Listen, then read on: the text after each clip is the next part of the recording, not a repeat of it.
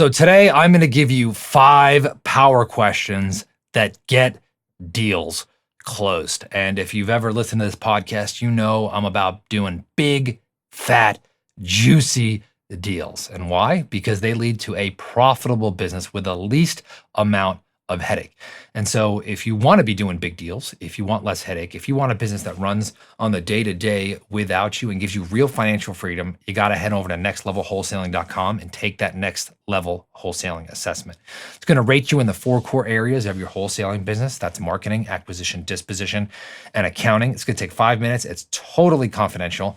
And once you take this, you're going to have a really, really, really big aha moment. It's going to give you some breakthroughs, and it's going to get you on the road to, again, doing bigger deals in a lot less time. All right, so let's talk about these 5 power questions. And when this came across my desk as a podcast idea, there were a lot of questions. I talk a lot about this in the No Limit Selling System. So I'll review these and I'll talk about how you can get the system here at the end of the episode. But here is my number, or the one of the 5 questions, is tell me what you're thinking but not saying. Oh man, this is one of my favorite ones, because a lot of times there are all kinds of hidden objections the sellers have that they don't even know. So when should you use this? When you're looking at a seller and one thing is coming out of their mind, but their body language is telling you that something else is going on. And I see so many wholesalers, instead of just hitting the problem right between the eyes, they skirt around the issue and they walk on eggshells, and they will talk about anything but the real problem. Talk about a deal killer. Kill me. You got to ask the really hard questions, the awkward questions. Get to the heart of the matter. I remember I was negotiating this mobile home park, and my team was negotiating it forever. And finally, I heard the guy was like so reluctant, but yet he was saying he wanted to do the deal. And so I said, sir, tell me what you're thinking but not saying. You know, like, I'm getting the feeling there's more to this. And you see how I kind of cushion it, right? I'm like, there's got to be more.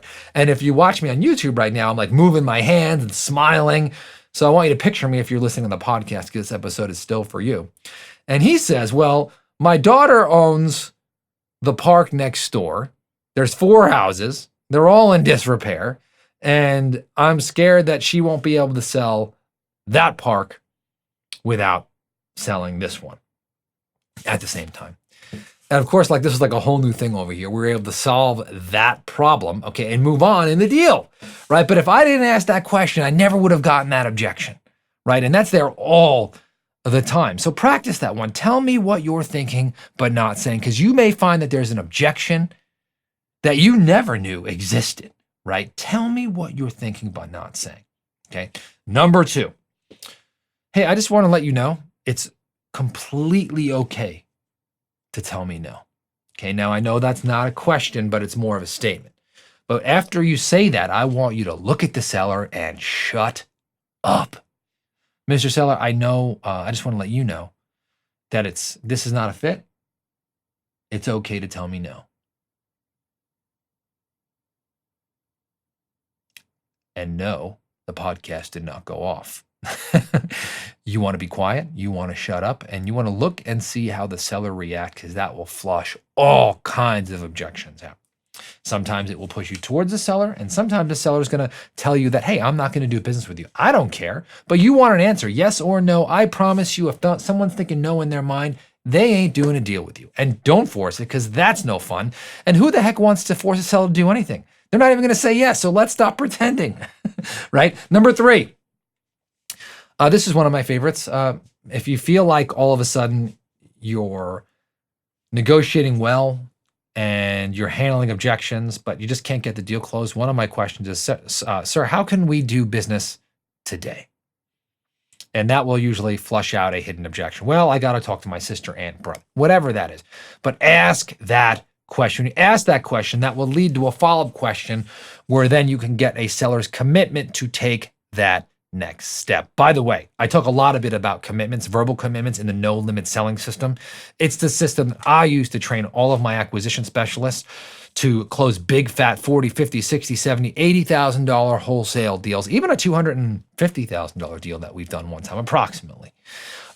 This is the same exact system. And so I packaged it up so that you can train yourself to be an absolute wholesaling beast. So go to nolimitsalessystem.com. The price is embarrassingly low. So the question is, how can we do business today? And then shut up. If they tell you something, then get a commitment on, if you do this, can we do this? Okay. Verbal commitments. I talk a lot about that in the podcast and the system. Number 4, tell me about your plan if you and I don't do business today. And then shut up. Okay, because this all goes about something I've talked about: past pain, present pain, and future pain. Whenever you're dealing with a seller, you want to bring the pain to the surface and find out if there's enough pain for them to do business with you, or if you can free them to go do business with somebody else. And so the past pain is, hey, let's say I have a bad tenant, they never pay, I hate them, they're horrible. The current pain is they didn't pay this month and they're cursing me out, they're calling me all the time. And the future pain is, hey, I'm moving out of the area, I still got this bad tenant in there, I need the money, I'm gonna jump off a cliff if I don't sell this thing. I can't picture myself 6 months from now. That's the future pain. So when you ask them, tell me about your plan B if we don't do business, it really focuses on that future pain.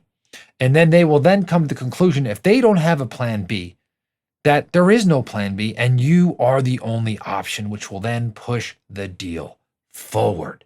Very, very important. That's 4. Okay.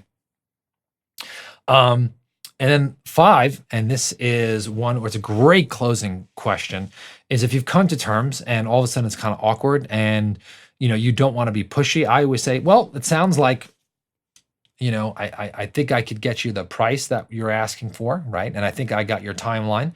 I think you wanted me to let you stay here for 30 days. What's the next step? That's the question. What is that next step? And have the seller give you that next step in the process. That also may flush out objections. But again, you're never going to force a seller. I like them to say, hey, what's the next step? And then they say, well, is there an agreement? And I say, oh, I just happen to have one in my car. Pull it out, right? Write it up, lock it up. Boom! 40, 50, 60, 80, even 100K deal. That's my goal for you. All right, let's review these power questions. Number 1, tell me what you're thinking but not saying. 2, it's okay to tell me no. 3, how can we do business today? 4, tell me about your plan if we don't do business. And 5, what is the next step? Again, I talk a lot about these in the No Limit Selling System. If you haven't invested in the system, what the heck are you waiting for? Go to No Limits Real Estate Investing. Go to nolimitsalessystem.com. Check it out. Price is amazingly low. You get a huge ROI, in my opinion. But hey, that's up to you, for you to decide. Okay, nolimitsalessystem.com. And I will talk to you on the next episode.